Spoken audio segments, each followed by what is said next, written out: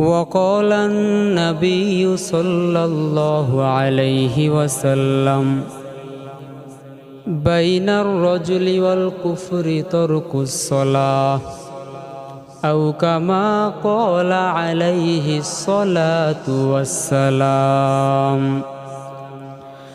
اللهم صل على محمد وعلى آل محمد كما صليت على إبراهيم وعلى آل إبراهيم إنك حميد مجيد.